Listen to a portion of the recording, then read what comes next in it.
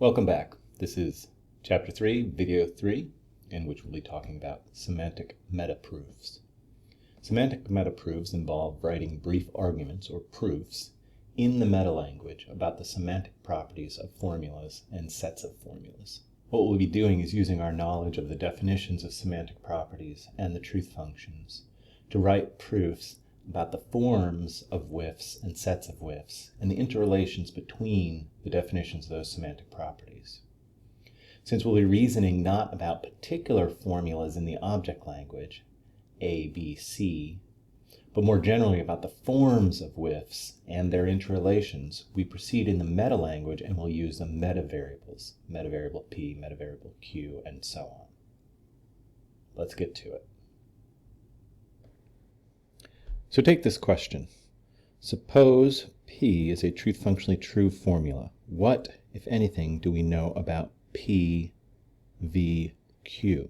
That is, what do we know about the disjunction of P with some unknown Q? At first, it may seem like you don't know anything at all, but we do have a certain amount of information here. We're being given a formula that we know is truth functionally true, and we know what that means based on the definition. We're also being asked about an individual formula, and there are only certain semantic properties that can apply to individual formulas. Let's take a quick look. Individual formulas can have 2 to 3 of these properties, which are probably familiar from doing truth tables. So what we know about the formula P is that it's truth functionally true, and as a result of that is also truth functionally satisfiable. And we're being asked about the individual formula P or Q. So our answer is going to be 2 or 3 of these properties.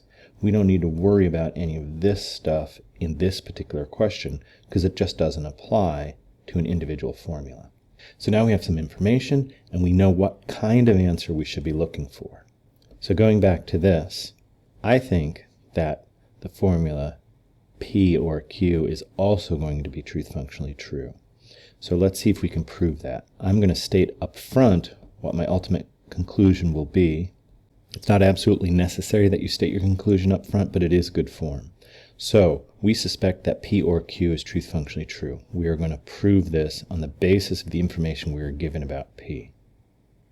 So we can say the following. Since P is truth functionally true, it is true on every truth value assignment. There we're just unpacking the definition of truth functionally true. Notice it's perfectly fine to use these abbreviations to make writing the proofs a little bit quicker.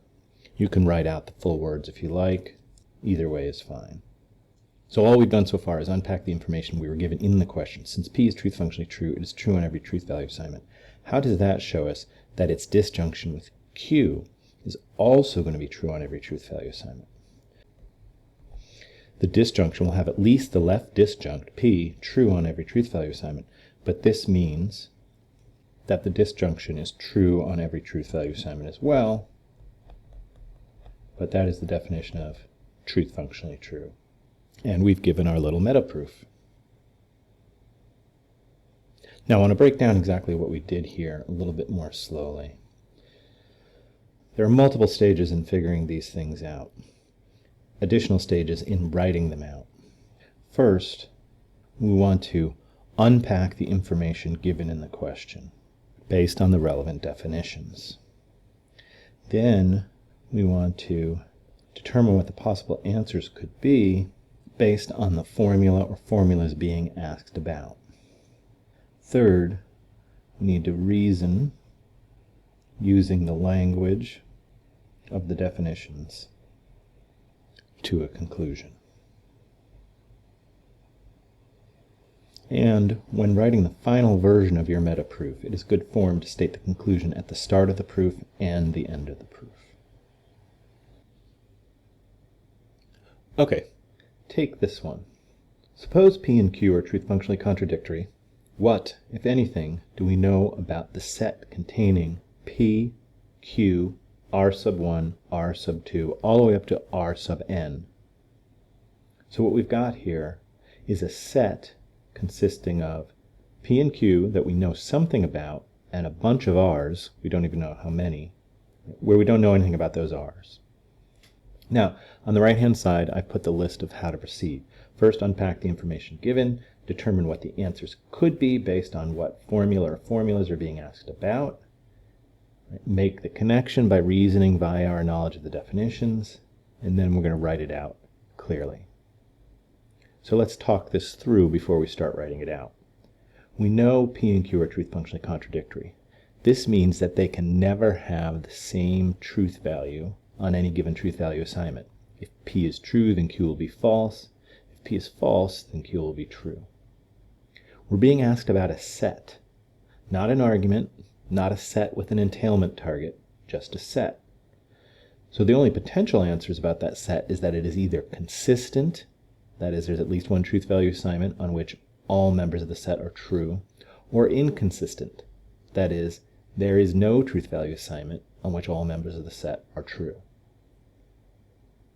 That latter, inconsistency, is probably the answer. We know that P and Q can't both be true on a truth value assignment, because if one of them is true, the other one is false, and that means no matter what's going on with all those unknown R's, we'll never have both P and Q true on a truth value assignment, so there's no truth value assignment where every member of that set is true. So the set is inconsistent. Let's write that out a little bit more slowly and a little bit more clearly. So I'm going to start by stating our conclusion. The set P, Q, R sub 1 through R sub n is truth functionally inconsistent. You could probably get away with just saying the set and not rewriting the actual set itself. And that's how we'll proceed for the rest of the answer. Now, that was our conclusion. Let's go back and unpack P and Q being truth functionally contradictory. Since P and Q are truth functionally contradictory, there's no truth value assignment on which they have the same truth value.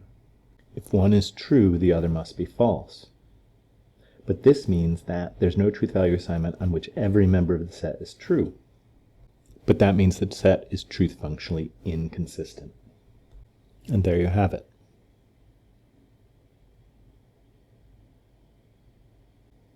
As a final example for this video, let's look at one of the most important interrelations between semantic properties.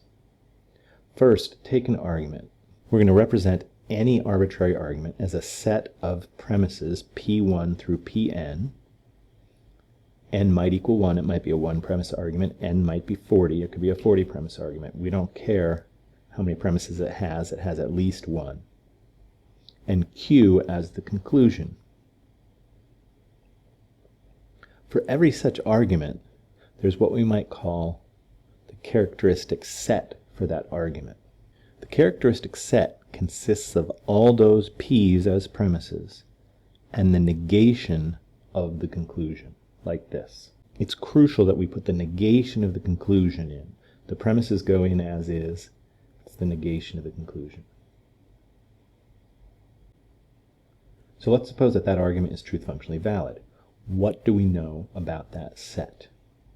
Well, let's unpack the information given. Knowing the argument is truth functionally valid tells us that there's no truth value assignment on which all those premises, the P's, are true and Q is false. We're being asked about a set of formulas so that possible answers are consistent versus inconsistent. So there's no way for all those P's to be true with Q false. When we look at the set, we've got all those P's and the negation of Q. So that means that there's no way for all those P's to be true and the negation of Q true, which is to say that set is inconsistent. Let's take this more slowly. We're going to state our conclusion at the top. And we're going to unpack the information given in the question. So conclusion, to prove the set is truth functionally inconsistent.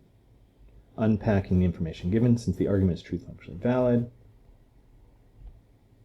there is no truth value assignment where all the P's are true and Q is false. That's the same thing as no truth value assignment with all the P's true. And now when we consider not Q, if there is no truth value assignment with all the P's true and Q false, then there's exactly no truth value assignment with all the p's true and not q true.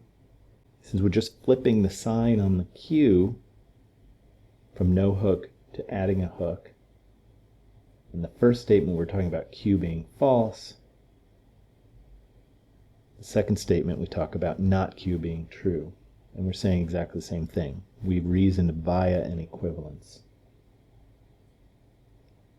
But that last statement there, no truth value assignment with P1 through Pn true and not Q true, those are the members of the set. So there's no truth value assignment with all members of the set true. The set is truth functionally inconsistent, just as we set out to prove.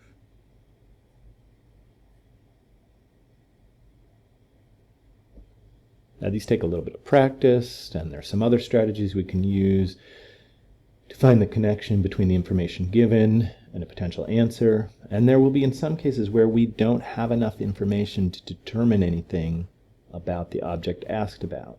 We'll explore more of those in class.